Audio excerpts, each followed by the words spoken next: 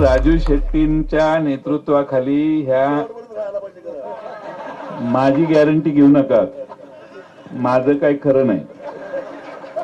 कारण काय, तुम्हाला माझ्या मनात शंका असल्या, माझ्याबद्दल शंका असल्यामुळे तुम्हाला हमी देणंही जरा धोक्याचं आहे. आम्हालाच आता खात्री वाटायला लागली की आम्ही जे सांगतो त्याच्यावर लोक विश्वास ठेवत नाही. राजू शेट्टींना उद्देशून त्याच्या आधी मी बरंच भाषण केलेलं आहे, त्यामुळे मी त्यांना म्हटलं की माझ्यावर काही विश्वास ठेवू नका, माझं काही खरं नाही. तर त्यांचंच ते पूर्वी काही काळापूर्वी म्हणणं होतं.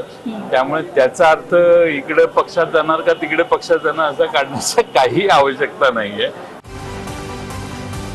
शरद पवारांच्या राष्ट्रवादीत लवकरच भूकंप होईल असा दावा मंत्री संजय शिरसाट यांनी केला.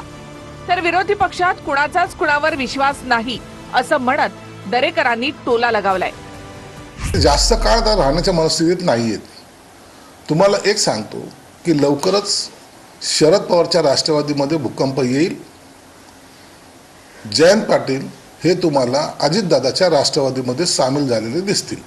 जयंत पाटील अस्वस्थ आहे ते 100% खरं आहे. आणि ज्या पद्धतीनं रोहित पवार हे त्या ठिकाणी वागतायत त्यातनं जयंतरावांसारख्या एका सिनियर नेत्याचा निश्चितच स्वाभिमान दुखावला गेलाय हे त्या ठिकाणी स्पष्टपणे दिसून येत आहे. जयंत पाटील लवकरच वेगळा निर्णय घेतील. शरद पवारांच्या राष्ट्रवादीत जयंत पाटील अस्वस्थ आहेत असं मिटकरी म्हणाले. तर कोणीही अस्वस्थ नाही असं जितेंद्र आव्हाड यांनी म्हटलंय. आता मला असं वाटतं की तिथं त्यांचं असं श्वास गुदमरल्यासारखा होतोय, त्यामुळे लवकरच ते काहीतरी निर्णय घेण्याच्या तयारीत दिसत आहेत. त्यामुळे काही ना काहीतरी ते विचार करतील किंवा त्या मनस्थितीत ते आहेत असं मला दिसतं. काही अस्वस्थ नाही. तिथे भाषण कशासाठी चालू होते हे तुम्हाला माहीत नाही. तिथे शक्तिपीठाचं भाषण चालू होतं, तर तेव्हा ते म्हणाले की माझ्याकडनं काय अपेक्षा ठेवू नका, कारण का लोक जायत्या वेळेस पैसे जास्त मिळाल्यावर फिरतात, याच्यावरून ते भाषण आहे. जयंत पाटील नाराज आहेत. त्यांनी नागपुरात मला एकदा बोलून दाखवलं होतं असं मुश्रीफ म्हणाले. तर त्यांच्या बोलण्यातली नाराजी दिसते, पण ते कोणत्या अर्थानं बोलले ते माहिती नाही असं वडेट्टीवार यांनी म्हटलंय. विधानसभेच्या निवडणुकीच्या निकालानंतर महायुतीला प्रचंड यश लाभल्यानंतर जयंत पाटील साहेबांचा नाराज आहे ते नक्की.